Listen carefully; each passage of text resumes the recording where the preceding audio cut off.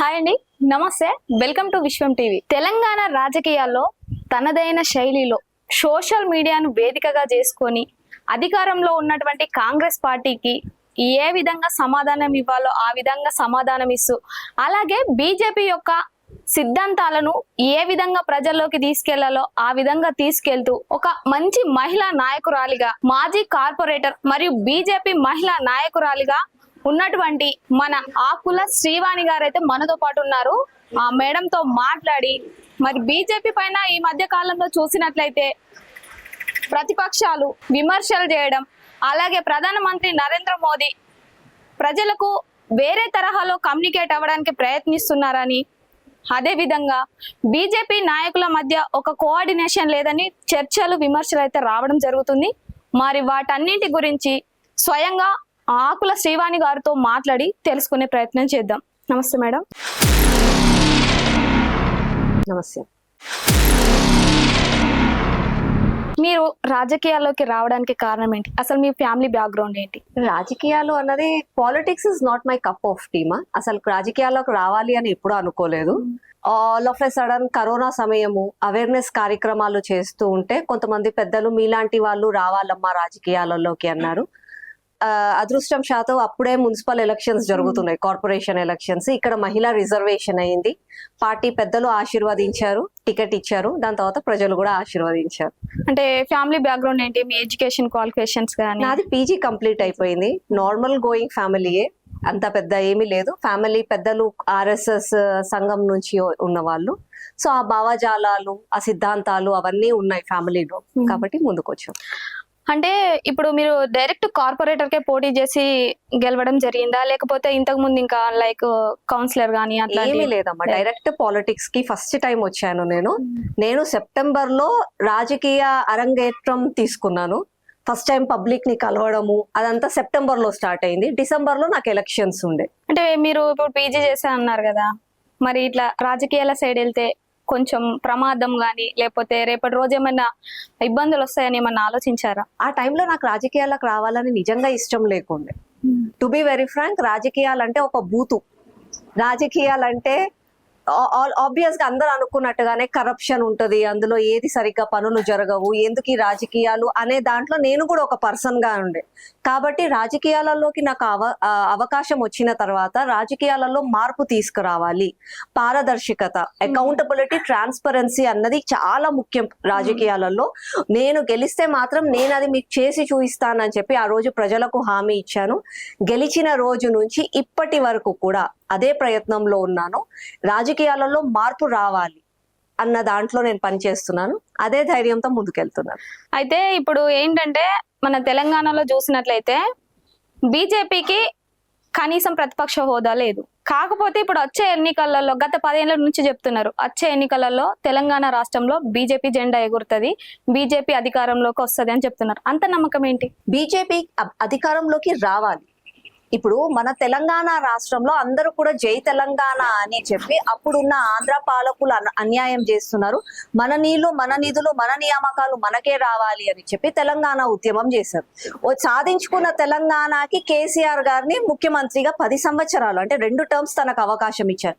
ఏం చేసిండ్రు? నీళ్లు, నిధులు, నియామకాలు కేవలం కల్వకుంట్ల కుటుంబానికే పోయినాయి కానీ తెలంగాణ ప్రజలకు ఒరిగింది ఏమీ లేదు. మోసపోయిన తెలంగాణ కనీసం ఇప్పటికైనా సరే ఒక మార్పు రావాలి అని చెప్పి ఆ రోజు ప్రతి ఒక్కరు కోరి ఇప్పుడున్న కాంగ్రెస్ పార్టీని గెలిపించుకున్నారు. ఊరూరా తిరిగి నేను 6 గ్యారంటీలు ఇస్తా, 100 హామీలు ఇస్తా, అది కూడా ఎన్ని రోజులు, ఒక 10 రోజులలో 100 రోజులలో అయితే నువ్వు ఇప్పుడు పోయి రుణమాఫీ తీసుకురా, బ్యాంకులలో లోన్లు తీసుకురా, నేను రుణమాఫీ చేస్తా అని చెప్పి రేవంత్ రెడ్డి చెప్పి, అంటే ఇప్పటికీ కూడా 1,00,000 వరకు ఉన్న వాళ్ళకు రుణమాఫీ ఇచ్చిండని కూడా చెప్పుకుంటున్నాడు కదా. చెప్పడము వేరు, పేపర్లలో రాయడం వేరు. ప్రాక్టికాలిటీ ఏంది, ప్రజాక్షేత్రంలో ఏమి నడుస్తుందని చూడాలి. ఆ రోజు నీకు తెలంగాణ రాష్ట్రం యొక్క ముఖ చిత్రం తెలవక ఊరూరా తిరిగి ఆడపిల్లలు పెళ్లి చేసుకుంటే నేను తులం బంగారం ఇస్తా అని చెప్పినవా? ఆడపిల్లలు స్కూల్ కి పోతే కాలేజీలకి పోయినప్పుడు కష్టం అవుతుంది, నేను స్కూటీలు ఇస్తానను, నిరుద్యోగ భృతి ఇస్తానను, రుణమాఫీ చేస్తానను, కౌలు రైతులకి 15,000 ఇస్తాను. మళ్ళీ ఇన్ని హామీలు నువ్వు ఎందుకు ఇచ్చినావు? ఇప్పుడు కూడా ప్రజలు మోసపోయిండ్రు. కాబట్టి ఇప్పుడు ప్రజలకు ఉన్న ప్రత్యామ్నాయం ఏంది? కేవలం బీజేపీ పార్టీ ఒకటే. ఒకసారి బీఆర్ఎస్ ని నమ్మిండ్రు, కాంగ్రెస్ ని నమ్మి ఇచ్చిండ్రు, అప్పట్లో ఉన్న టీడీపీని నమ్మిండ్రు, ప్రతి ఒక్కరికి ఒక్కొక్కసారన్న అవకాశం ఇచ్చిండ్రు, కానీ బీజేపీకి ఇంతవరకు అవకాశం ఇవ్వండి. అంటే ఇక్కడ మనం ఇంకోటి ఆలోచించవచ్చు. ఆయన ఏం చెప్తున్నారంటే ఇప్పుడు అధికారంలో ఉన్న పార్టీ కేంద్రం నుంచి తెలంగాణకు వచ్చే నిధులు రావట్లేదు, బడ్జెట్ కేటాయించడం లేదు, అందుకనే తెలంగాణకి నేను ఇచ్చిన గ్యారంటీలు అమలు చేయలేకపోతున్నాను కూడా చెప్తున్నారు. సిగ్గులేని చర్య మాటలు అవన్నీ. అసలు నిజంగా కూడా ఒక ముఖ్యమంత్రి హోదాలో ఉంటూ ప్రజలను అంత తప్పుదోవ పట్టించొద్దు. నీకు ఆ రోజు తెలుసు తెలంగాణ యొక్క ఆర్థిక వ్యవస్థ బాగాలేదు, తెలంగాణ అప్పుల పాలైపోయింది, తెలంగాణలో ఉద్యోగస్తులకు కూడా జీతాలు ఇయ్యలేని పరిస్థితి ఉందని రేవంత్ రెడ్డికి ఆ రోజు తెలుసు. రేవంత్ రెడ్డి ఏదో చిన్న గల్లీ కార్యకర్త కాదు, ఒక నేషనల్ పార్టీ కాంగ్రెస్ పార్టీకి ఒక అధ్యక్ష వహిస్తున్న అతను. నీకు రాజకీయంగా నువ్వు రేపు అధికారంలోకి రావాలనుకుంటున్నప్పుడు నీకు ఆ ముఖ చిత్రం తెలవాలి కదా, నువ్వు తెలవకుండా ఎందుకు చెప్తున్నావు? అండ్ ఇంకొకటి, కేంద్ర ప్రభుత్వం ఇస్తలేదు అని చెప్పి కేటీఆర్ కూడా అట్లనే పిచ్చి మాటలు మాట్లాడిండు. ఇవాళ అధికారం ఊడిపోయిన తర్వాత ఏం చేయాలో అర్థం కాక ఫామ్ హౌస్ లో కూర్చుంటున్నారు. అంటే ఇప్పుడు ఇంకొకటి ఏంటంటే ఇక్కడ బీజేపీకి బీఆర్ఎస్ కి రహస్య ఒప్పందం ఉందంటారు. రెండు పార్టీలు మాట్లాడతారు. భూస్థాపితం అయిపోయిన పార్టీతో మాకెందుకు రహస్య ఒప్పందం ఉంది? ఓపెన్ గా కూడా ఒప్పందం లేదు, ఇక రహస్యంగా ఎందుకు? అంటే లిక్కర్ కేసులో కవితను అరెస్ట్ చేసినప్పుడు కేటీఆర్ స్వయంగా వెళ్ళి నా బీఆర్ఎస్ పార్టీని బీజేపీలో కలుపుతా, బెయిల్ ఇవ్వాలి అన్న విధంగా మాట్లాడిరని కూడా చాలా చర్చ జరిగింది. ఆ చర్చలు ఎవరికి వస్తున్నాయో, ఎవరా ఇంటెలిజెన్స్ వాళ్ళో నాకైతే అర్థం కాదు. కానీ ఒకవేళ నిజంగా కూడా బీఆర్ఎస్ పార్టీ కవితనే చెప్పింది కదా మొన్న రీసెంట్ గా కూడా చాలా సందర్భాలలో కవిత అట్లాంటే కవిత కేటీఆర్ ఏమంటారు మోసం చేసిండు, కేటీఆర్ స్కాములు చేసిండు, హరీష్ రావు స్కాములు చేసిండు అని అంటారు. ఫస్ట్ ఆఫ్ ఆల్ తెలంగాణ ప్రజలకు అది ముఖ్యం. మళ్ళీ అట్లాంటి వాటి గురించి ఏమైనా చర్యలు తీసుకోవాలి కదా కాంగ్రెస్ పార్టీ. అవి తీసుకోరు, కేవలం ఏదో రాజకీయ పబ్బం గడుపుకోవాలి. నేను పోతే నేను ఇచ్చిన హామీలు అడుగుతారో అని చెప్పి, గ్యారంటీలు అడుగుతారో ప్రజలు అని చెప్పి ప్రజలకు మాయ మాటలు చెప్పడానికి ఒక రోజు హైడ్రా అంటాడు, ఒక రోజు బీసీ ఉద్యమం అని అంటాడు, ఒక రోజు అదంటాడు, ఒక రోజు నరేంద్ర మోదీ పైసలు ఇస్తలేడు అంటాడు, ఒక రోజు కవిత అట్లా మాట్లాడుతుంది అని అంటాడు. కవిత చాలా చెప్పింది, మళ్ళీ ఆ విషయాల మీద చేసుకొని స్కాముల విషయంలో చేసి కోర్టుల కేసులు వేసి వాళ్ళకి శిక్ష పడేటట్టుగా చూస్తే బాగుంటుంది. అంటే ఇప్పుడు ఫోన్ ట్యాపింగ్ కేసుకు సంబంధించి ఆల్రెడీ సిట్ విచారణకు మేము కేంద్రానికి అప్పచెప్పినాం, కానీ కేంద్ర మంత్రి ఇప్పటి వరకు రెస్పాండ్ అవుతలేడు, అందుకనే మేము చర్యలు తీసుకుంటలేము. కిషన్ రెడ్డి ఒక్కసారి కేంద్రం నుంచి ఒక రెస్పాండ్ అయ్యి ఆదేశాలు జారీ చేస్తే మేము తక్షణమే అరెస్ట్ చేస్తాము అన్న విధంగా చెప్తున్నాడు. మరి కిషన్ రెడ్డి ఎందుకు స్పందిస్తలేదు? మన తెలంగాణ ఒక దురదృష్టం ఏంటంటే అప్పట్లో ఉన్న పాలకులు బీఆర్ఎస్ పాలకులు, ఇప్పుడు కాంగ్రెస్ పాలకులు సేమ్, మొహాలు సేమ్, అంత సేమ్, కేవలం వాళ్ళ మెడల కడువ మారింది అంతే. అసలు అన్ని అబద్ధాలే. ఆ రోజు కేసీఆర్ ఏమన్నా ఎట్లా అంటే అయితే సోమవారం కాకుంటే మంగళవారం, ఈయన తోటేమన్నా మంచి పనులు అయినాయి అంటే నేను చేసిన అని గొప్పలు అంటాడు. ఆ పనులు జరగలేదనుకో కేంద్ర ప్రభుత్వం చేస్తలేదు అని చెప్పి మాట్లాడతారు. ఆ రోజు కేసీఆర్ అట్లనే చేసిండు, ఇవాళ రేవంత్ రెడ్డి అట్లనే చేస్తుండు. ఒకవేళ నువ్వు ఏదైనా విచారణ కోసం ఇస్తే దానికి ఫుల్ డీటెయిల్స్ తో పాటు అన్ని ఇస్తే అప్పుడు విచారణ మొదలవుతుంది. అంతేగాని వీళ్ళపైన విచారణ చెయ్యి అని అంటే విచారణ కాదు. ఆయన విచారణ చెయ్యాలన్నా చేయాలంటే దానికి ఒక కోర్టు ప్రొసీజర్ గానీ ఒక ఫార్మాలిటీ ఉంటది. ఆ ఫార్మాలిటీ వీళ్ళు చేయరు. కాళేశ్వరం మీద మేము సిబిఐ ఎంక్వైరీకి వేసాము అని మాట్లాడతారు కాంగ్రెస్ వాళ్ళు. ఏడేసిండ్రు? కేవలం ఒక ప్రాజెక్టు, ఒక బ్యారేజ్ కోసం మాత్రమే డీటెయిల్స్ ఇచ్చిండ్రు. ఎప్పుడైనా సరే సిబిఐ ఒక దానిపైన ప్రాపర్ గా ఎవిడెన్సెస్ తీసుకోవాలి అంటే అక్కడ ఉన్న మొత్తము అవంటారు అవన్నీ ఇన్వెస్టిగేషన్ చేసి వాళ్ళకి దొరికిన ప్రూఫ్స్ అవన్నీ తీసుకున్న తర్వాత అప్పుడు ఇన్వెస్టిగేషన్ ముందుకు జరుగుతుంది. అంతేగాని సగం ఇచ్చి నువ్వు ఇన్వెస్టిగేషన్ చేయి, నువ్వు వాళ్ళని అరెస్ట్ చేయనంటే ఎట్లయితుంది? ఇదంతా వైఫల్యం కేవలం కాంగ్రెస్ పార్టీదే. వాళ్ళకు నిజంగా కూడా కేసీఆర్ పైన కోపం ఉండి కేసీఆర్ మన తెలంగాణ రాష్ట్రానికి అన్యాయం చేశారని అంటే నిజంగా కూడా చర్యలు తీసుకోవచ్చు. కానీ అలా అవి లేదు. కేసీఆర్ చేసిన స్కాములో వీళ్ళకి కొన్ని స్కీముల పేపర్ మీద కమిషన్లు కావాలి కాబట్టి ఏదో కావాలని చెప్పి బయట ధమ్కీలు ఇస్తున్నారు, వెనకకెళ్ళి కమిషన్లు లాగుతున్నారు. అందుకని చెప్పి చర్య ముందుకు సాగట్లేదు. ఓకే, ఇదిలా ఉంటే మనం రీసెంట్ గా చూసినట్లయితే మీద ఒక రీల్ చూసాము. దేశంలోకి బొద్దింకలు ప్రవేశించినాయి, ఆ బొద్దింకలు చనిపోవాలని అది బొద్దింకలకు మందైతే స్ప్రే చేశారు.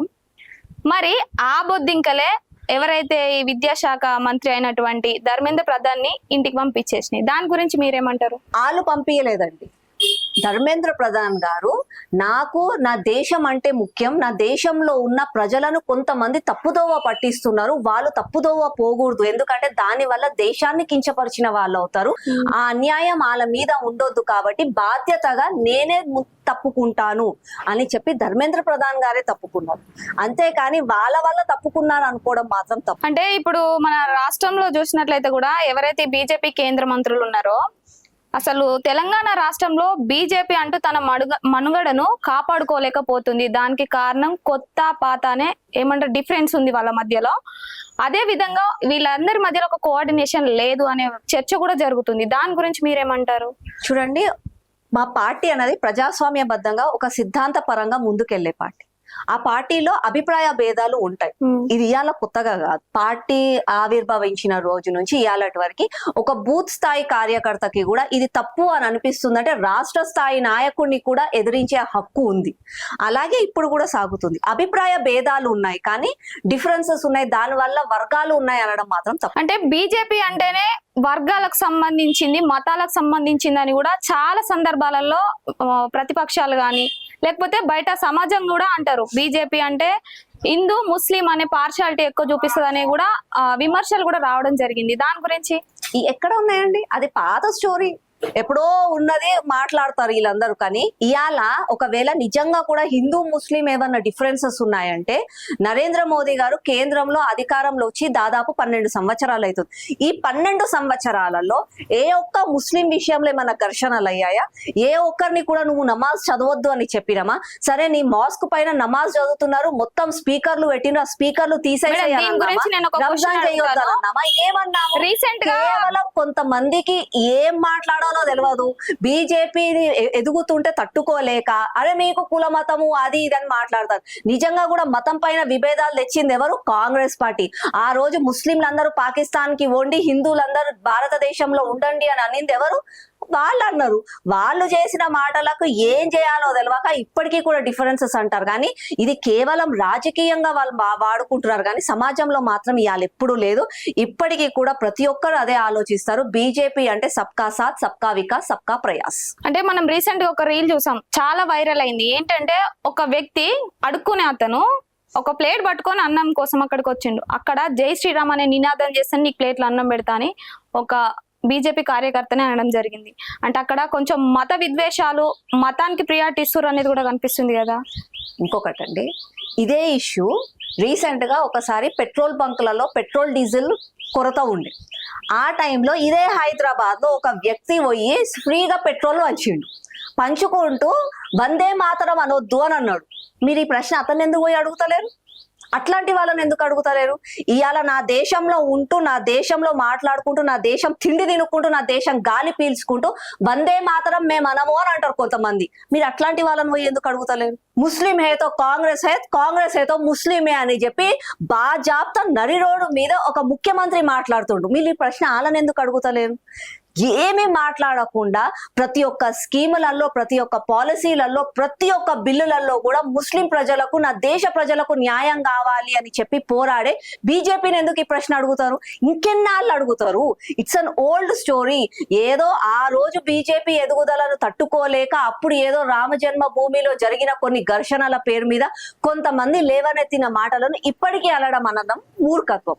కాంగ్రెస్ పార్టీకి, బీఆర్ఎస్ వాళ్ళకంటూ ఒక ఐడియాలజీ లేక, వాళ్ళకంటూ ఒక సిద్ధాంతం లేక, సిద్ధాంతంతో నడిచే పార్టీని మమ్మల్ని విమర్శిస్తున్నారు, కానీ ఇది మాత్రం నిజం కాదు. ఇప్పుడు అధికారంలో ఉన్న కాంగ్రెస్ పార్టీ ప్రజెంట్, ఒకప్పుడు అధికారంలో ఉన్న బీఆర్ఎస్ పార్టీ, ఈ రెండు పార్టీలను ఎప్పుడు బీజేపీ విమర్శిస్తూనే ఉంటది. అసలు ఇప్పుడు కాంగ్రెస్ పార్టీ ఉన్నప్పుడు తెలంగాణ బాగుందా? అప్పుడు బీఆర్ఎస్ పార్టీ ఉన్నప్పుడు తెలంగాణ బాగుందా? రెండే. పాలకులు మారిండ్రు కానీ పాలన మాత్రం మారదు. బీజేపీ వస్తే మార్పు ఏ విధంగా వస్తుంది? బీజేపీ వస్తే నేను ఇందాక చెప్పినట్టు సబ్కా సాత్, సబ్కా వికాస్, సబ్కా ప్రయాస్. వాళ్ళలాగా దొంగ హామీలు మేము ఇయ్యము. ఇచ్చిన మాట పైన మేము నిలబడతాము. ఏది అవసరమో అదే ప్రజలకు చేస్తాం. ఈ రోజు రేవంత్ రెడ్డి గారు ఎన్ని దొంగ హామీలు ఇచ్చిండ్రు, కనీసం వాటికి ఇప్పటికన్నా ఒక సమాధానం ఉందా? బీసీ డిక్లరేషన్ అన్నారు, యూత్ డిక్లరేషన్ అన్నారు, మహిళా డిక్లరేషన్ అని అన్నారు. ఇన్ని డిక్లరేషన్లు ఇచ్చిండ్రు, ఓట్లు సాధించుకున్నారు, కుర్చీ మీద కూర్చున్నారు. ఉన్నారు. ఇప్పుడు ఏమన్నా అంటే వాళ్ళు నాకు ఇస్తలేరు అని అంటే మళ్ళీ నువ్వెందుకు, నువ్వు రాజీనామా చెయ్యి, మేము వస్తాము, అప్పుడు ఎట్లా చేయాలో, రాజ్యం ఎట్లా నడిపియాలో మేము చేసి చూపిస్తాం, చేత కాకపోతే రాజీనామా చేయాలి. సరే, ఇంకో క్వశ్చన్ మేడం. ఇప్పుడు సబ్కా సాత్ సబ్కా వికాస్ అంటున్నారు కదా, మిమ్మల్ని డైరెక్ట్ ఒక క్వశ్చన్ అడుగుతాను. మహిళలకు నేను అండగా ఉంటాను, మహిళల తరపున నేను పోరాటం చేస్తానని మీరు మాట్లాడారు చాలా సందర్భాలలో. మహిళలకి ఏ ప్రాబ్లం వచ్చినా నేను అండగా నిల్చుంటానన్నారు. మరి బండి సంజయ్ కొడుకైనటువంటి బండి భగీరథ్ విషయంలో అమ్మాయి గుర్తుకు రాలేదా? ఆ విషయంలో ఎవరు రెస్పాండ్ కాలేదు? ఎందుకు చేయలేదండి? చేసిండ్రు. కోర్టు తన పని చేస్తుంది, న్యాయం తన పని చేసింది, చట్టం తన పని చేసింది. తనని అరెస్ట్ చేసిండ్రు, తనకి ఏదో మాట్లాడిండ్రు, తర్వాత మాట్లాడుకుంటారు. ఆ ఇష్యూ అన్నది ఆ పిల్లని ఈ అబ్బాయి బలవంతం చేయలేదు కదండి. ఈ అబ్బాయి బలవంతం చేసిండు అన్నట్టు వాళ్ళ ప్రూఫ్స్ ఏమన్నా చూస్తే మనకు తెలుస్తుంది. మీడియా ట్రయల్స్ లో నడిచినది, అందులో ఏం నడిచింది, ఆ అమ్మాయి ఏం చెప్పింది, ఈ అబ్బాయి తనని ఏదో చేశాడని చెప్పింది, ఈ అబ్బాయి ఏమన్నాడు, ఆ అమ్మాయి మాకేదో చేసింది అని అన్నారు. అక్కడ నిజాలేంటి అవన్నీ ఏమీ తెలియదు. వాళ్ళు ఆల్రెడీ ఒకప్పుడు దోస్తులు కలిసి తిరిగిండ్రు, కలిసి ఫామ్ హౌస్లలో పోయిండ్రు, దావత్లలో పోయిండ్రు, దేవాలయాలకు పోయిండ్రు, అన్ని పార్టీలు చేసుకుండ్రు, అన్ని చేసుకుండ్రు. ఆ తర్వాత వాళ్ళిద్దరి మధ్యలో ఏమైందో మీరు చెప్పలేరు, నేను చెప్పలేను, వాళ్ళిద్దరే చెప్పగలుగుతారు. వాళ్ళిద్దరే చెప్పాలి అని అంటే ఎవరు చేస్తారు? పోలీస్ తన పని చేస్తుంది, చట్టం తన పని బండి చేస్తుంది. సంజయ్ గారు కూడా వాళ్ళ అమ్మని కూడా బెదిరింపులకు గురి చేసిర్రు. బండి సంజయ్ తో పాటు ఇంకొక వ్యక్తి కూడా వాళ్ళ అమ్మని నువ్వు కేసు పెడితే నీకు లైఫ్ లేకుండా చేస్తాం అని కూడా బెదిరింపులకు పాల్పడిరని కూడా చాలా బయటకు వచ్చింది. ఇవన్నీ మీడియాలలో వచ్చినాయి. అట్లా అంటే రేవంత్ రెడ్డి మీద కూడా చాలా మీడియాలలో చాలా ఇష్యూస్ వచ్చినాయి, కేటీఆర్ మీద వచ్చినాయి, కేసీఆర్ మీద వచ్చినాయి, అందరి మీద వస్తాయి. మీడియాలలో ఒకరికి నచ్చక ఒకరు చెప్పినారు అని చెప్పి దాన్ని మనం ఎవరమండి తీసుకునేది decision? End of the day నువ్వు నేరస్తుడువా కాదా అని చెప్పాల్సింది న్యాయస్థానం చెప్తే మనం అందరం కూడా శిరస వహించాలి, దాన్ని పాటించాలి. అంతేకాని ముందే ఇవాళ ఫర్ ఎగ్జాంపుల్ కేటీఆర్ మీద అక్కస్సుతోటి ఎవరో ఒకరు కేటీఆర్ మీద ఒక రేప్ కేసు వేసిండ్రు, అట్లా అని చెప్పి కేటీఆర్ ని ఉరిదీయండి అని అడుగుతామా? కాదు కదండి. న్యాయం తన పని చేస్తుంది, చట్టం తన పని చేస్తుంది. అప్పటి వరకు మనం ఓపికగా ఉండాలి. రామచంద్రరావు గారు ఉన్నారు కదా, ఆయన రెస్పాండ్ అయి మాట్లాడారు. అంటే నేను స్వయంగా విన్నాను, ట్వీట్ చేశారు. మహిళలకు ఒక గౌరవం అనేది లేకుండా మాట్లాడారు. ఆ విధంగా అసలు ఎట్లా మాట్లాడతారు నాకు తెలియదండి. ఆ ట్వీట్ ఏందో నాకు తెలియదు. చెప్పండి ఏమన్నారు. అంటే మహిళలు అనేది నార్మల్ గా అది ఆ మహిళలు ఏ ఇంటికైనా పోవాల్సిందే, పాస్ట్ ఎవరికైనా ఉంటది, దాన్ని అక్కడికే వదిలేయాలి, దాన్ని ముందుకు ఎందుకు తీసుకెళ్ళాలి? మహిళలు అన్నప్పుడు ఒక ఇంటికి వెళ్లే వాళ్ళు గతంలో ఏ ఉన్నా కూడా వాళ్ళు ముందటికి వెళ్ళి ఇట్లా చెయ్యొద్దు, అనిగిమని ఉండాలి అన్నట్టు మాట్లాడారు. అతను ఏ సందర్భంలో అన్నాడు నాకు తెలియదు కాబట్టి నేను కమెంట్ చేయలేను ఆ ఇష్యూ. ఓకే, సరే. ఇక మీ విషయానికి వస్తే, కార్పొరేటర్ గా మీరు మీ కాన్స్టిట్యుయెన్సీ కి ఏం చేశారు, ఏం అభివృద్ధి పనులు చేశారు ఇన్ని రోజులలో? అభివృద్ధి అన్నది నెవర్ ఎండింగ్ సబ్జెక్ట్. ఇవాళ నేను రోడ్ వేస్తా, రేపు డ్రైనేజ్ పనులు ఉన్నాయని చెప్పి ఆ గల్లీలో ఉన్న వాళ్ళు ఎవరో ఒకరు రోడ్డు తోతారు. సో అది కామన్. అభివృద్ధి అన్నది ఎప్పటికీ కూడా కొనసాగుతూనే ఉండాలి. అభివృద్ధితో పాటు ప్రజలలో ఒక సమాజ నిర్మాణం జరగాలి. అందులో నేను నంబర్ 1 ఉన్నానని నేను అనుకుంటాను. ఎందుకంటే లీడర్ అనేవాడు లైట్లు పెట్టిండా, రోడ్లు వేసిండా, డ్రైనేజ్ వేసిండా కాదు. లీడర్ అనేవాళ్ళు వేసిన రోడ్డుని సంరక్షించుకోవాలని చెప్పి ప్రజలలో మార్పు తేవడం కూడా లీడర్ పని. అలాంటి విషయాలలో నేను ముందున్నాను. ఈ రోజు నా సరూర్ నగర్ ప్రజలకి నేను ముందు చెప్పినట్టుగానే పారదర్శకత, నేను ఎన్నికైన రోజు నుంచి నేను మీ వెంబడి ఉంటాను, నేను మీకోసం పోరాడతాను అని చెప్పి నేను ఆ రోజు హామీ ఇచ్చాను. ఇప్పటికీ కూడా అదే హామీ పైన నిలబడ్డాను. ఆ రోజు నేను చేసే పని మీ అందరి వరకు నేను చెప్తాను. ఏ పని చేస్తున్నానో మీకు కూడా తెలియాలి. అరే నేను ఓటు వేసినా ఇక లీడర్ ఏం చేస్తుండో నాకు తెలియదు అని కాకుండా, లీడర్ ప్రతిరోజు ఏ పని చేస్తున్నాడో మీకు తెలియాలి, లీడర్ ఎందుకు పని చేస్తున్నారో మీకు తెలియాలి. వాళ్ళు లీడర్ కావాలి అని అంటే మీ ఆశీర్వాదం ఎల్లప్పుడూ ఉండాలి అన్నట్టుగా నేను పని చేశాను. ఇప్పుడే చేశాను. ప్రతి ఒక్క సంవత్సరం ఎవరు ఇచ్చారో నాకు తెలియదు, కానీ నేను రాజకీయాలలోకి వచ్చిన తర్వాత ప్రతి ఒక్క సంవత్సరం నా రిపోర్ట్ కార్డ్, ఎట్లయితే పిల్లలు స్కూల్ కి పోతే ప్రోగ్రెస్ కార్డ్ ఇస్తారో అట్లా నేను రిపోర్ట్ కార్డ్ విడుదల చేశాను. నాకు ఎన్ని నిధులు వచ్చాయి, ఆ నిధులతోటి నేను ఎన్ని పనులు చేశాను, ఇంకెన్ని పనులు జరగాలి, ఎన్ని పనులకు నేను ప్రతిపక్ష పార్టీ తోటి కూడా కలిసి నేను వాళ్ళకు విన్నపాలు చేశాను. మార్పు ఎక్కడెక్కడ కావాలి, దానికి కావాలంటే ఎన్ని నిధులు కావాలి అని చెప్పి ప్రతి ఒక్క సంవత్సరం ఇచ్చాను. నా 5 సంవత్సరాల టర్మ్ పూర్తయిన తర్వాత కూడా నేను నా రిపోర్ట్ కార్డ్ ఇవ్వడం జరిగింది. అది ప్రజాక్షేత్రంలోనే. నేను ఇదంతా దేనికోసం? మహేశ్వరం టికెట్ కోసమేనా? టికెట్ అని అంటే అది నేను ఆలోచించేది కాదండి, నా పార్టీ ఆలోచిస్తుంది.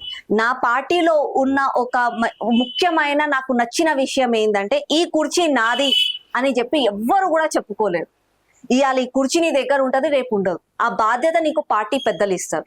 అధిష్టానం నువ్వు ఈ పని చెయ్యమ్మా, ఆ బాధ్యత నీకు ఇస్తే ఆ బాధ్యత నువ్వు చెయ్యాలి. మీరు పార్టీ నుండి ఎక్స్పెక్ట్ చేస్తున్నారు టికెట్? డెఫినెట్ గా ఎక్స్పెక్ట్ చేస్తానండి. ఇవాళ మీరు ఈ స్థాయిలో ఉన్నారు, రేపు మీ అంతలో మీరు కొత్తగా ఒక యూట్యూబ్ ఛానల్ పెట్టుకోవాలి, మీరే ఇంకొక 10 మందికి ఉపాధి కల్పించాలి, నేనే ఒక CEO కావాలని మీరు కూడా ఆలోచిస్తారు. అలాగే నేను కూడా ఆలోచిస్తాను. కష్టం చేస్తున్నాం ఎందుకు? ఫలితం కోసం. ఆ ఫలితం వస్తుందా లేదా అన్నది అధిష్టానం పైన ఆధారపడి ఉంటది, ప్రజల పైన ఆధారపడి ఉంటది. ఆకుల శ్రీవాణి గారు కార్పొరేటర్ అయినాక కొన్ని ఆస్తులు కూడా పెట్టిర్రు, బీజేపీ వాళ్లకు బినామీగా ఉంటారు అనేది కూడా బయట టాక్ వచ్చింది. దాని గురించి ఏ విధంగా అసలు కాడ ఆస్తులు ఏడున్నాయి, ఎవరికి బినామీగా ఉన్నా అని చెప్పి ప్రూఫ్స్ తో సహా చెప్తే మీకు బ్రేకింగ్ న్యూస్ అవుతుంది కదా. అరే ఎంత పెద్ద breaking news, national wide news అయిపోతుంది. ఏం సంపాదించలేరు వాళ్ళు అనడం వేరు, ప్రూఫ్స్ ఇవ్వాలి కదా. ఇవాళ నేను చెప్తా, యాప చెట్టుకి మామిడికాయ కాసింది అని అంట, మీరు బ్రేకింగ్ న్యూస్ వేసుకోగలుగుతారా? వేసుకోలేరు. చూపించాలి నేను, అట్లనే వాళ్ళు కూడా చూపించాలి.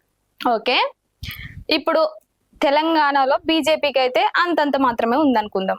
ఏం లేదండి, చాలా ఉంది. అంతంత మాత్రం ఉందని మీరు అనుకుంటున్నారు. ఇవాళ బీజేపీని చూస్తే కాంగ్రెస్ వాళ్ళకి, బీఆర్ఎస్ వాళ్ళకి భయం కాబట్టి ఏం చేయాలో తెలియక వాళ్ళ పర్సనల్ ఇష్యూస్ ని బయటికి తీసుకొచ్చి మరీ నాయకులను టార్గెట్ చేస్తున్నారు. అంటే జస్ట్ ఎగ్జాంపుల్ అడుగుతున్నాను. ఎగ్జాంపుల్ గా కూడా కాదండి, బీజేపీ చాలా స్ట్రాంగ్ గా ఉంది. ఇవాళ తెలంగాణలో కాంగ్రెస్ తర్వాత ఉన్న పార్టీ ఏది అంటే బీజేపీ. రేపు అధికారంలోకి రాబోయే పార్టీ ఏదంటే బీజేపీ. సరే, ఇప్పుడు మహేశ్వరం టికెట్, ఇప్పుడు ఎలక్షన్స్ వస్తే మహేశ్వరం టికెట్ ఇన్ కేస్ మీకు రాకపోతే, బీజేపీ ఒకవేళ అధికారంలోకి రాకపోతే మీరు బీజేపీలోనే కంటిన్యూ అవుతారా, పార్టీ చేంజ్ చేస్తారా? నేను కార్పొరేటర్ అయిన తర్వాత అసెంబ్లీ ఎన్నికలు అయ్యాయి, అప్పుడు కూడా బీజేపీ నుంచి పార్టీ టికెట్ వేరే వాళ్ళకే వచ్చింది. అప్పుడు కూడా ఒక కార్యకర్తగా పనిచేశాము. అప్పుడు కూడా మా పార్టీ అధికారంలోకి రాలేదు, అయినా కూడా ఇంకా పోరాటం చేస్తున్నాం. మా పార్టీలోకి మేము ఉన్నాము ముఖ్యమైన అంటే చాలా మటుకు కార్యకర్తలు బీజేపీ పార్టీలో జాయిన్ కావడానికి కారణం ఏంటి అంటే సిద్ధాంతాలు నచ్చి.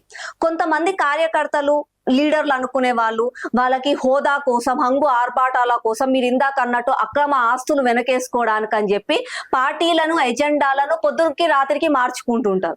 కానీ మా బీజేపీ పార్టీలో ఉన్న ఒక బ్యూటీ ఏంటి అంటే సిద్ధాంతాలు నమ్మి దేశం కోసం, ధర్మం కోసం, ప్రజా సంక్షేమం కోసం వచ్చిన వాళ్ళం కాబట్టి అధికారం ఉన్నా అధికారం లేకున్నా ఇదే పార్టీ కోసం, ఇదే కండువా కోసం ప్రాణాలు కూడా ఇవ్వడానికి రెడీగా ఉంటారు. సరే, ఇప్పుడు బీజేపీ ఇప్పుడు ఏపీలో చూసినట్లయితే బీజేపీ ఒక కూటమి ద్వారా వచ్చింది, అక్కడ గెలిచింది.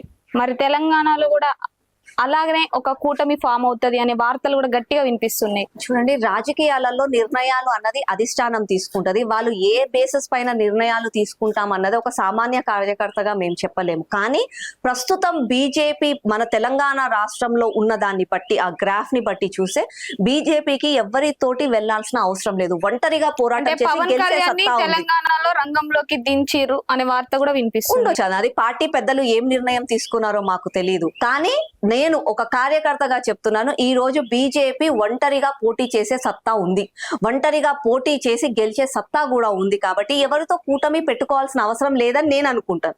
కానీ పార్టీ అధిష్టానం ఏం నిర్ణయిస్తే ఒక కార్యకర్తగా ముందుకు సాగడమే మా బాధ్యత.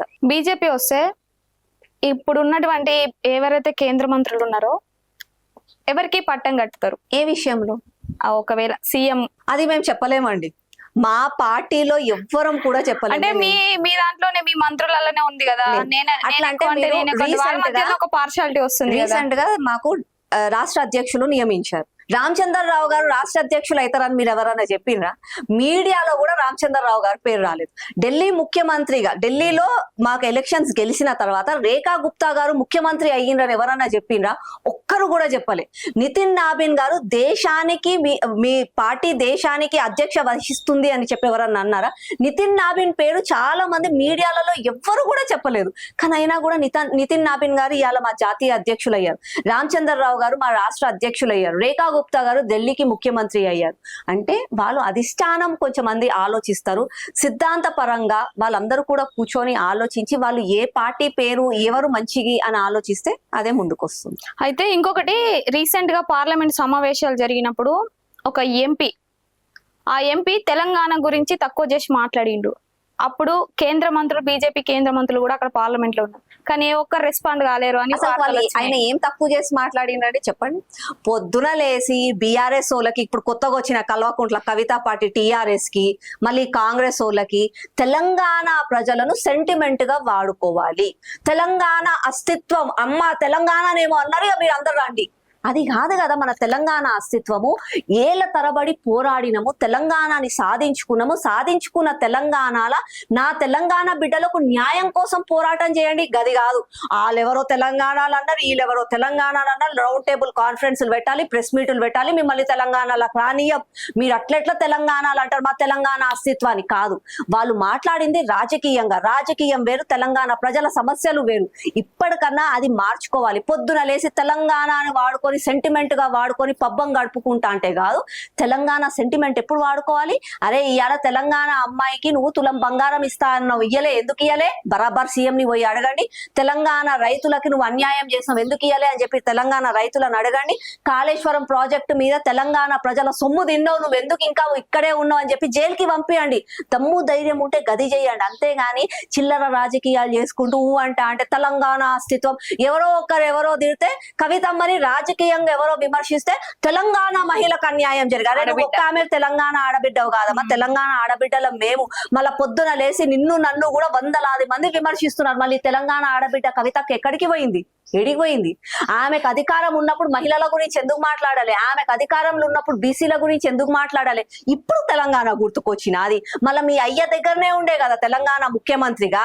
మళ్ళీ ఆ రోజు నువ్వు ఎందుకు పోరాటం చేయలే? ఆ రోజు అంటే ఆమె ఏమి చేయలేకపోయిందంట, ఇప్పుడు అంటే ఆమె చేస్తుందంట, ఇప్పుడు అంటే ఆమెకు ఓటు వేయాలంట. ఎవరు నమ్ముతాడు? అవన్నీ రాజకీయంగా మాట్లాడుకునేవి. నిజంగా తెలంగాణ అస్తిత్వం గురించి మాట్లాడంటే తెలంగాణ ప్రజల గురించి మాట్లాడండి. ఈ రోజు ఫీజు రియంబర్స్మెంట్ బకాయిలు రాక విద్యార్థులు ఏం చేయాలో అర్థమైతలే. చదువుకున్న చదువు డిగ్రీలు మా దగ్గరకు వస్తలేవు, ఉద్యోగం చేద్దామా ఏం చేద్దామా తెలియక రోడ్ల మీద తిరుగుతున్నారు విద్యార్థులు.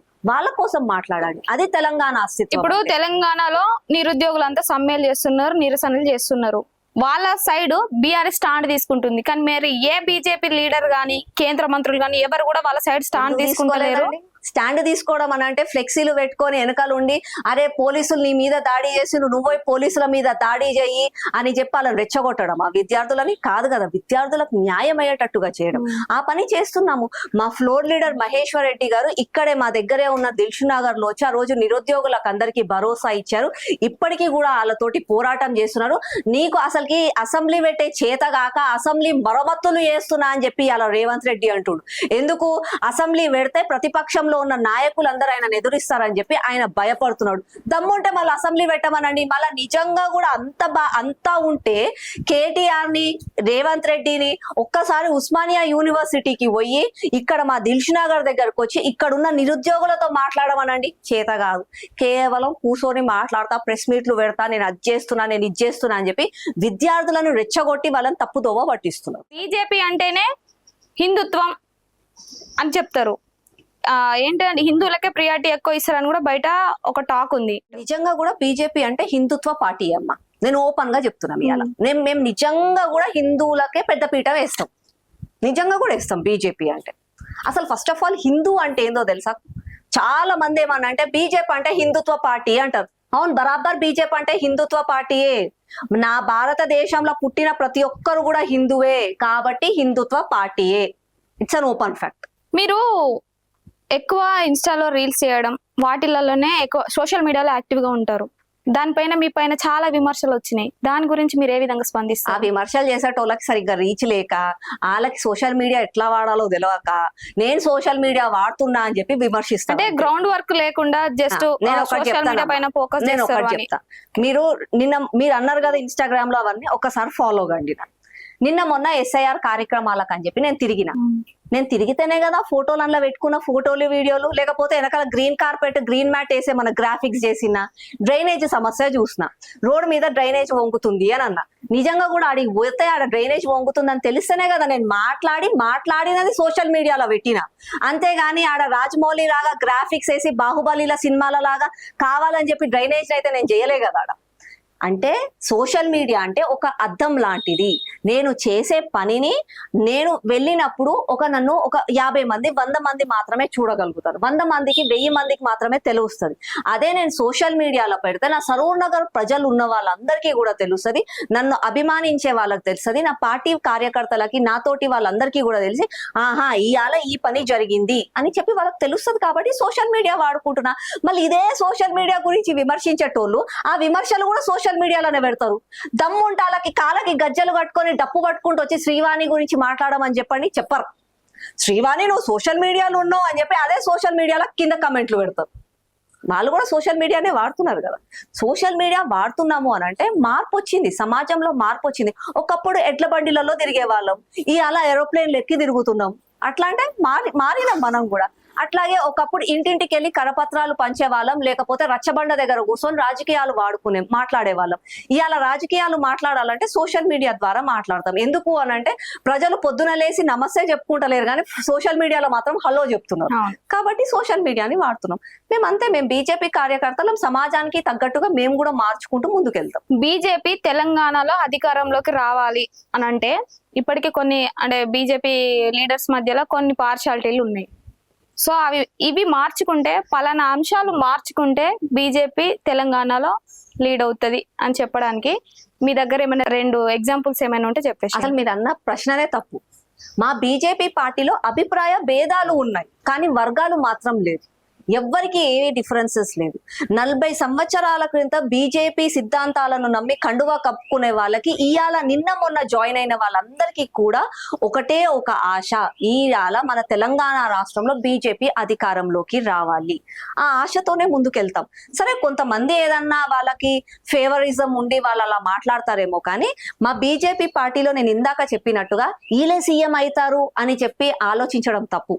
అభిప్రాయ భేదాలు ఉండొచ్చు కానీ వ్యక్తి పూజ చేయడం తప్పు. వ్యక్తి పూజ చేసే ముందుకు ఎప్పుడు సాగం. ఎందుకంటే నువ్వు చేసే వ్యక్తి నీకు రేపేదో అవుతాడు అని ఆశించడం కూడా తప్పే. కాబట్టి పార్టీ సిద్ధాంతాలను నమ్ముకొని కార్యకర్తలుగా ముందుకు సాగి పార్టీని బలోపేతం చేయడమే కార్యకర్తగా మా బాధ్యత. అంటే ఈ చిన్న లోపాలు ఉన్నాయి, ఈ లోపాలను సరి చేసుకుంటే తెలంగాణలో నెంబర్ 1 బీజేపీ అని చెప్పుకోవడానికి ఏమైనా ఉన్నాయా? అవునండి, మా బీజేపీలో లోపాలు ఉన్నాయి. మా బీజేపీలో ఉన్న లోపం ఏంటంటే కాంగ్రెస్ లాగా బీఆర్ఎస్ లాగా అబద్ధాలు ఆడలేదు, రేవంత్ రెడ్డి లాగా కేసీఆర్ లాగా బూతులు తిట్టలేము. ఆ లోపాలు మాలో ఉన్నాయి. బీజేపీ పార్టీలో ఊరూరా తిరిగి దేవుడి మీద ఒట్టేసి మరి ప్రజలను మోసం చేసే చేత కాదు మాకు. మేము ప్రజాపక్షాన పోరాడేటోళ్ళం, ప్రజలను నమ్మి అయ్యా అని చెప్పి వేడుకునే వాళ్ళం, ధమ్కీలు ఇచ్చేటోళ్ళం కాదు. నువ్వు రేపు గిట మాకు ఓటేయకపోతే నీ పెన్షన్ కట్ అవుతుంది, నీకు అది కట్ అవుతుంది, నీకు ఇది కట్ అవుతుంది అని చెప్పాలని మేము ధమ్కీయలేం. అట్లాంటి లోపాలు మా బీజేపీలో ఉన్నాయి. అయితే నెక్స్ట్ బీజేపీ ప్రెసిడెంట్ గా ఎవరు రావాలనుకుంటున్నారు? నేను ఇందాకనే చెప్పిన మీకు అస్సలు అంటే ఈ పర్సన్ వస్తే బాగుంటది, ఈ పర్సన్ వస్తే బాగుంటది, ఈ పర్సన్ వస్తే డెవలప్మెంట్ జరుగుతుంది అనేది ఒకటి ఉంటుంది కదా ఎవరికైనా. చెప్పాలి అని అంటే మా బీజేపీ సిద్ధాంతాన్ని నమ్ముకొని ప్రతి ఒక్క కార్యకర్త కూడా బీజేపీ పార్టీని బలోపేతం చేయాలి, తెలంగాణ రాష్ట్రంలో అధికారంలోకి రావాలి అన్న ఒకే ఒక ఎజెండాతో పనిచేస్తారు.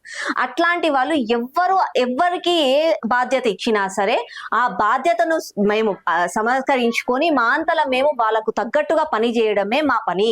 మీరు ఉంటే బాగుంటది, మీరు లేకపోతే బాగుంటది అనడం మా పార్టీలో ఉండనే ఉండదు. It's quite impossible. బీజేపీ సిద్ధాంతాలతోటే ముందుకెళ్తుందంటే అసలు ఏంటి ఆ సిద్ధాంతాలు? ఆ సిద్ధాంతం దేశ ప్రయోజనాలు. మీరు ఇందాక అన్నట్టు హిందుత్వం కోసం కాపాడడం, హిందుత్వాన్ని కాపాడడం, ధర్మాన్ని కాపాడడం, సంస్కృతిని కాపాడడం, దేశ ప్రయోజనాల కోసం ముందుకు సాగడం. బీజేపీ అంటే దేశ ప్రయోజనాల కోసం దేశభక్తులుగా సాగే పార్టీ. బీజేపీ కాకుండా బీజేపీని ద్రోహులుగా చూసి వ్యక్తిగతంగా వాళ్ళ స్వార్థాల కోసం పనిచేసే ఈ కాంగ్రెస్ వాళ్ళు వీళ్ళందరూ కూడా దేశ ద్రోహులే. అంటే మేడం భారతదేశం అంటే ఓన్లీ హిందువే కాదు కదా. భారతదేశం అంటే హిందువే అండి, మీకు తెలుస్తలేదు ఫ్యాక్ట్. భారతదేశంలో పుట్టిన ప్రతి ఒక్కరు కూడా హిందువులే. అది తెలవక కొంతమంది కన్ఫ్యూజన్ లో మేము ఇది అనుకుంటారు. వాళ్ళ మతం వేరే అయ్యి ఉండొచ్చు కానీ వాళ్ళందరూ కూడా హిందువులే. ఏదైతే సిజేపీ పార్టీ అని కొత్తగా పుట్టుకొచ్చింది, మీరు అన్న బొద్దింకల పార్టీ, ఆ బొద్దింకల పార్టీని మీరు దేశద్రోహులు అని అయితే సంబోధించారు. అసలు కారణం ఏంటి? అసలు దేశద్రోహులు అనడానికి రీజన్ ఏంటి? అందులో ఉన్నది 10% మాత్రమే విద్యార్థులు, మిగతా శాతం అంతా దేశద్రోహులే. వాళ్ళకి నీట్ పేపర్ లీక్ అయ్యింది అని అంటే విద్యార్థుల సమస్యల పైన పోరాటం చేయాలి. వాళ్ళు అంటే వస్తారు, ఆడ కూసుంటారు, బర్గర్లు తింటారు, డ్యాన్సులు చేస్తారు, పాటలు పాడతారు. ఆ పాటలల్లా బస్ నామ్ రహేగా అల్లాక అంటారు, 370 ఆర్టికల్ గురించి మాట్లాడతారు, ప్రేమానంద్ గురించి మాట్లాడతారు, నరేంద్ర మోదీ గారు దివంగత వాళ్ళ తల్లిని విమర్శిస్తారు, నానా రకాల అసభ్యకరమైన పనులు చేస్తారు రోడ్ల మీద. మహిళలైన విలేకరులను పోతే వాళ్ళని దాడి చేస్తారు. అంటే వాళ్ళకి ఏదైనా వ్యతిరేకంగా ఒక ప్రశ్న వేయంగానే నువ్వు మోదీ మీడియా అని అంటారు. ఇదంతా చూస్తే దేశద్రోహులు అనిపించట్లేదా? కేవలం పాకిస్తాన్ నుంచి, బంగ్లాదేశ్ నుంచి, చైనా నుంచి ట్రైనింగ్లు తీసుకొచ్చి అక్కడికెళ్ళి పైసలు అడుక్కొని వచ్చి ఇక్కడ ఉద్యమం చేసిండ్రు కొంతమంది. వాళ్ళని తప్పుదోవ, విద్యార్థులను తప్పుదోవ చాలా మంది పట్టించిండ్రు. కాబట్టి ఆ రోజు నైతిక బాధ్యత వహిస్తూ ధర్మేంద్ర ప్రధాన్ గారు ఇక నేను చూడలేను, నా విద్యార్థులను తప్పుదోవ పట్టిస్తున్నారు కొంతమంది దేశద్రోహులు, అందుకని చెప్పి నేను రాజీనామా చేస్తా అని చెప్పి తనంతలో తాను వెనక్కి వచ్చారు. ఇప్పటికీ కూడా ఏమంటారు, అరే నేను కామెడీ చేసిన, నేను జోక్ చేసిన. నరేంద్ర మోదీని తిట్టడం జోకా? కాదు మేడం, దీని అంతటికి కారణం బీజేపీ కాదా? ఎందుకంటే కాంగ్రెస్ హయాంలో ఎన్ని పేపర్ లీక్ కాలేదు? రీసెంట్ గానే నిన్నగాక మొన్న జూలై 16 కి పంజాబ్ లో పేపర్ లీక్ అయింది. మళ్ళీ అక్కడున్న ముఖ్యమంత్రి రాజీనామా చేసిండా, అక్కడున్న విద్యాశాఖ మంత్రి రాజీనామా చేసిండా. మళ్ళీ ఇదే రాహుల్ గాంధీ నరేంద్ర మోదీ గారి ఇంటి ముందు కూర్చున్నాడు కదా, పోయి వాళ్ళ సొంత పార్టీ వాళ్ళు కదా రాజీనామా చేయించిండా? చేయలే. మళ్ళీ ఇదే మన తెలంగాణ రాష్ట్రంలో ఫీజు రియంబర్స్మెంట్ బకాయిలు ఇవ్వకుండా, నిరుద్యోగుల భృతి ఇవ్వకుండా, నిరుద్యోగుల ఉద్యోగాలు ఇవ్వకుండా మోసం చేసిన రేవంత్ రెడ్డి కూడా విద్యాశాఖ మంత్రియే కదా. రాజీనామా చేపిమను ధైర్యం ఉంటే ఇదే రాహుల్ గాంధీని వచ్చి కూర్చొని ధర్నా చేయమని చెయ్యాడు. వీళ్ళు కేవలం రాజకీయ పబ్బం గడుపుకోలేక, నరేంద్ర మోదీ గారిని ఎదుర్కోలేక చేసిన నాటకం ఇది. నిజంగా కూడా వీళ్ళకి విద్యార్థుల మీద ప్రేమ లేదు. కాదు మేడం, ఇప్పుడు మీరు రాజీనామాని ఇప్పుడు చాలా సార్లు మాట్లాడారు. పిల్లల జీవితం ఇంపార్టెంటా, ఒక క్యాండిడేట్ రాజీనామా చేయడం ఇంపార్టెంటా? రాజీనామా చేసినంత మాత్రాన అక్కడ మోసపోయిన అక్కడ అన్యాయమైన పిల్లలకు న్యాయం జరిగిందా? నీట్ పేపర్ లీక్ అని ఎవరైతే చేసిండ్రో వాళ్ళకి శిక్ష పడిందా? మళ్ళా జరగకుండా గ్యారంటీ ఏమన్నా ఉందా? కాదు కదా. రాజీనామా అన్నది సరే, ఒక నైతికంగా నీకు కోపం ఉంది, నువ్వు అక్కసుతోటి మాట్లాడుతున్నావు, అది పక్కన పెట్టండి. కానీ నీట్ విద్యార్థులే కానీ మళ్ళా దేశవ్యాప్తంగా ఏ విద్యార్థికి కూడా అన్యాయం జరగొద్దు అని అంటే చట్టబద్ధంగా ఏదైనా మార్పులు తీసుకోవాలి, సమాజంలో మార్పులు తీసుకురావడానికి ప్రయత్నించాలి. మళ్ళా ఇట్లా తప్పు చేసే వాళ్ళకి శిక్ష పడేలాగా, వాళ్ళని భయపెట్టేలాగా ఏదైనా చెయ్యాలి. కానీ రాజీనామా చేయి అంటే నేను రాజీనామా చేసి కూర్చుంటా అయిపోతుందా? సమాజం బాగుపడిపోతుందా? ఇప్పుడు నీట్ లీకేజ్ వల్ల ఎంతో మంది పేద విద్యార్థులు, రైతుల పిల్లలు, ఎక్కువ మంది కోచింగ్ సెంటర్లలో అప్పులు చేసి అట్లా కోచింగ్ సెంటర్లు కట్టి కోచింగ్ తీసుకొని ఎగ్జామ్స్ రాసిర్రు. వాళ్ళ జీవితం ఆగమైందని ప్రాణాలు కూడా తీసుకున్నారు. వాళ్ళకి న్యాయం జరగలేదు. అసలు పేపర్ లీకేజ్ అనేది జరిగింది, మరి అంత కట్టుదిట్టమైన చర్యలు తీసుకున్నాము అని చెప్పేసిర్రు. స్టేట్ వైడ్గా కాకుండా కేంద్రం వైజ్గానే ఎగ్జామ్ పెట్టాలి అని పెట్టేసిర్రు. పెట్టినప్పుడు మరి ఇట్లాంటి సంఘటనలు ఎందుకు పునరావృతం అవుతున్నాయి? నీట్ పేపర్ లీక్ అయ్యింది. నీట్ పేపర్ ఎవరు చేస్తారండి? National testing agency. National testing agency నుంచి కొంతమంది ఇన్స్టిట్యూట్ వాళ్ళల్లో అక్కడ ఇక్కడ పేపర్ లీక్ అయ్యింది అని తెలియగానే పేపర్ రద్దు చేసింది ఎవరు? ఒక కేంద్ర మంత్రి అయిన విద్యాశాఖ మంత్రిగా ఉన్న ధర్మేంద్ర ప్రధాన్ గారు. ఎందుకు? ఎవరైతే పేపర్ లీక్ చేశారో వాళ్ళు మాత్రమే పాస్ అవుతారు, మిగతా విద్యార్థులకు అన్యాయం జరుగుతుంది అని చెప్పి తెలుసుకొని బీజేపీ కదా మేడం గవర్నమెంట్, అదే చెప్తున్నా, వాళ్ళు చట్టాలు చేయకపోయేసరికే కదా, అంటే అందుకనే చట్టం చేస్తామని అన్నారు కదా. ఈ అప్పటికి కూడా 2024 లో కూడా చట్టం చేశారు, దాన్ని ఇంకా బలోపేతం చేశారు. అయినా కూడా తప్పులు జరుగుతున్నాయి, ఇంకా వాటిని సవరించాలని చెప్పి వెంటనే సిబిఐ ఎంక్వైరీ చేశారు. 13 మందిని అరెస్ట్ చేశారు, సిట్ ఎంక్వైరీ చేస్తున్నారు. కొత్తగా 2 సెక్రటరీలను నియమించారు, కొత్త జాయింట్ సెక్రటరీలను నియమించారు. తర్వాత మేము పార్లమెంట్ లో కూడా ఇంకా కఠినమైన చట్టం తీసుకొని వస్తాము అని కూడా నరేంద్ర మోదీ గారు అందరూ కూడా చెప్పారు.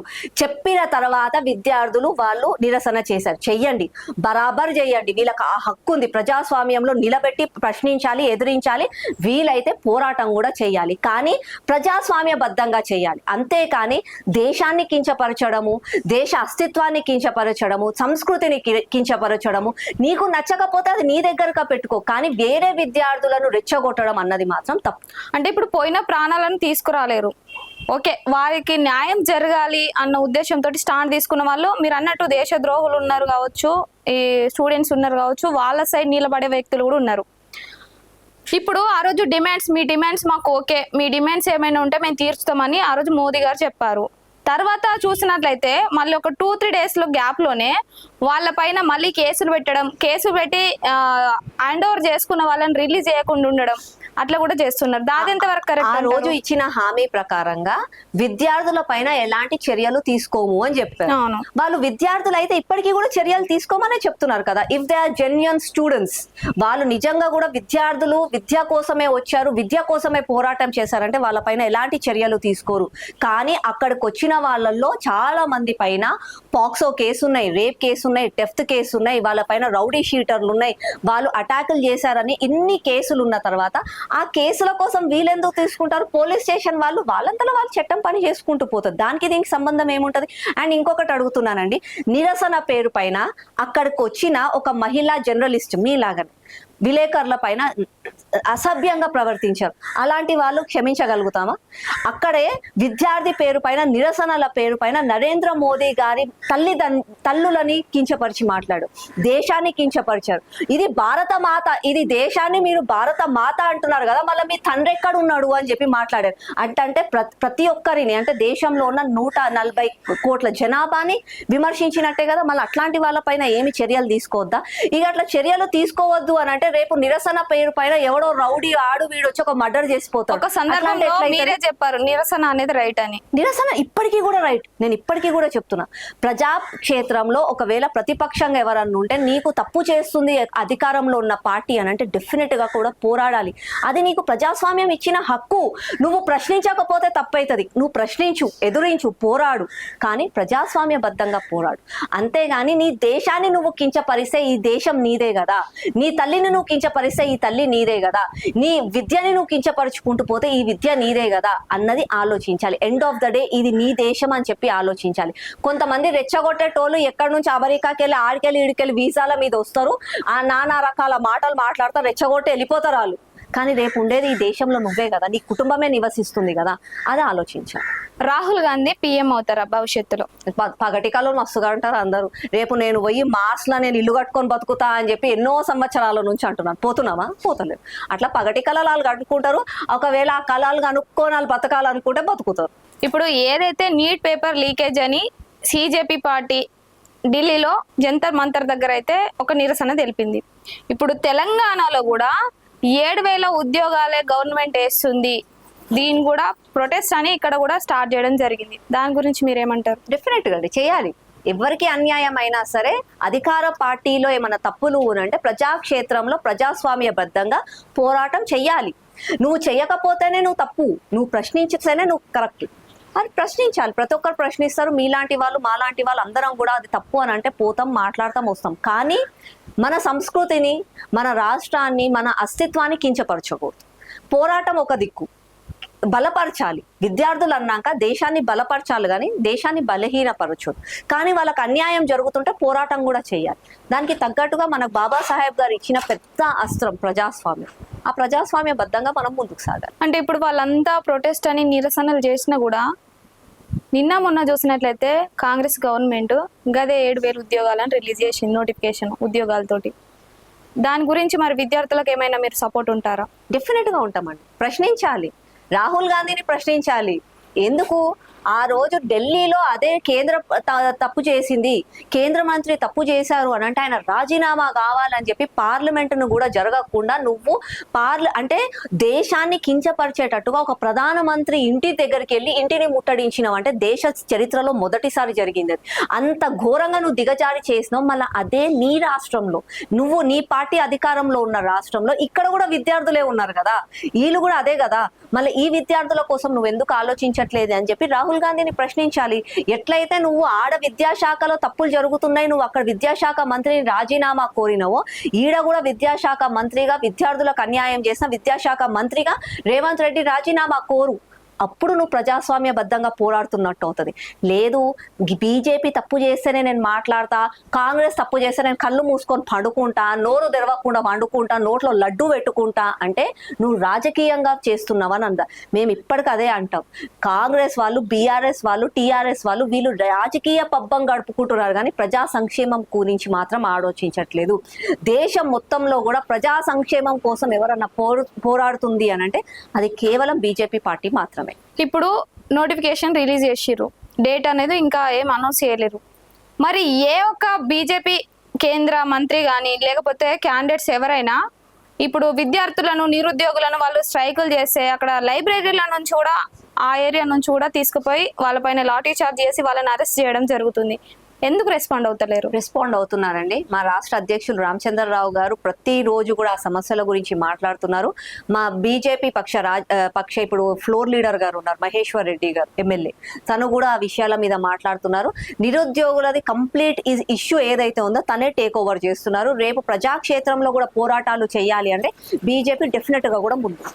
ఈ 7,000 ఉద్యోగాలతోటే నోటిఫికేషన్ ముందుకు సాగుతుందా?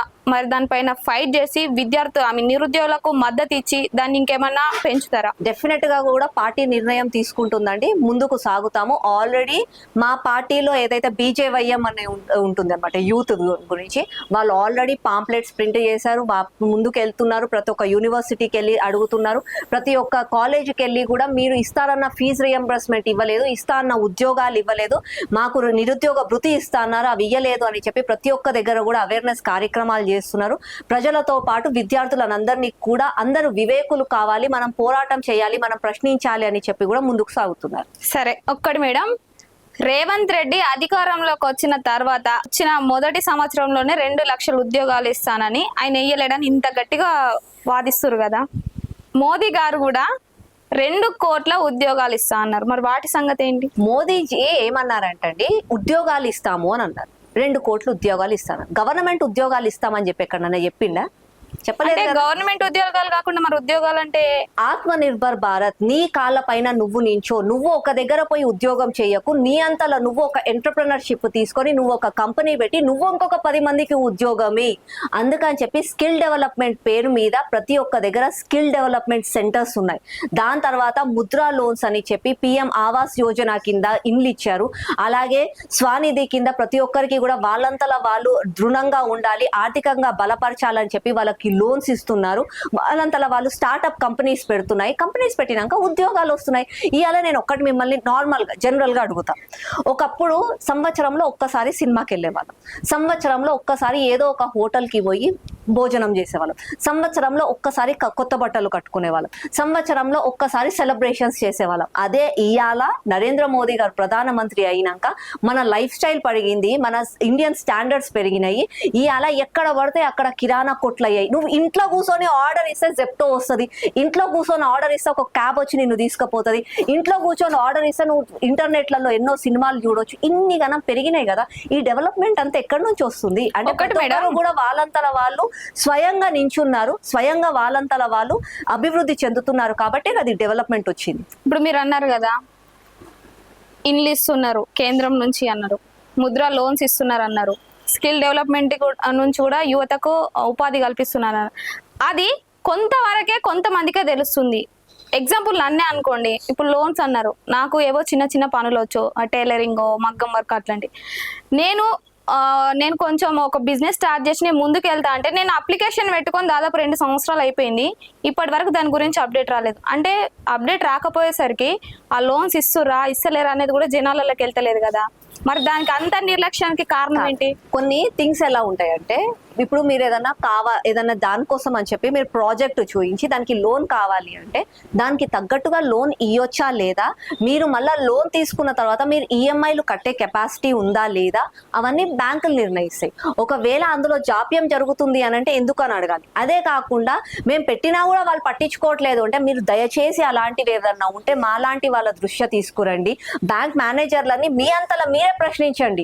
మీరు ఏదో బీజేపీ కార్యకర్త అవనవసరం లేదు, మీరు భారతదేశంలో ఉంటున్న ఒక పౌరులు, మాకు మీరు ఎందుకు లోన్ ఇవ్వట్లేదు అని చెప్పి మీరే ప్రశ్నించండి. డెఫినెట్ గా కూడా ఇస్తారు. ప్రతి ఒక్క బ్యాంక్ కి ఇంత శాతం మీరు పేదలకు లోన్స్ ఇవ్వాలి అని చెప్పి కేంద్ర ప్రభుత్వం నిర్ణయించింది. ఇంప్లిమెంట్ అవ్వట్లేదు అంటే అక్కడ ఏమైనా తప్పులు ఉన్నాయి అని అంటే ఒక్కసారి పబ్లిక్ లోకి తీసుకెళ్తే దాని గురించి కూడా మనం పోరాడగలుగుతాం. తప్పులు ఉన్నాయి అని అంటే తప్పు ఎక్కడ జరుగుతుందో కూడా కొన్ని విషయాలు బయటికి రావు. అట్లాంటివి ఏదైనా ఇష్యూస్ బయటికి వస్తే డెఫినెట్ గా కూడా మీ మా వారికి తీసుకురండి, లేకపోతే మీరు కూడా పోరాటం చేయండి, మీడియా త్రూ తీసుకెళ్ళండి, కానీ డెఫినెట్ గా కూడా సాల్వ్ అవుతాయి. ఓకే, చివరిగా ర్యాపిడ్ క్వశ్చన్స్ అనుకోండి, 1 word ఆన్సర్ చెప్పేసేయండి. నరేంద్ర మోదీ గారి గురించి అడిగితే ఏం చెప్తారు? అవతార పురుషులు, మాకు ఒక దేవుతో సమానం. కిషన్ రెడ్డి గారు? కష్టజీవి. బండి సంజయ్? శ్రమజీవి. కేసీఆర్ ఒక డైనమిక్ లీడర్, నిజంగా కూడా మన తెలంగాణ రాష్ట్ర ఉద్యమానికి పాల్పడ్డవాడు. తెలంగాణ వచ్చుడో కేసీఆర్ సచ్చుడు, నాకు చాలా నచ్చిన వాక్యం తనది. రేవంత్ రెడ్డి కాంగ్రెస్ పార్టీ ముఖ్యమంత్రి.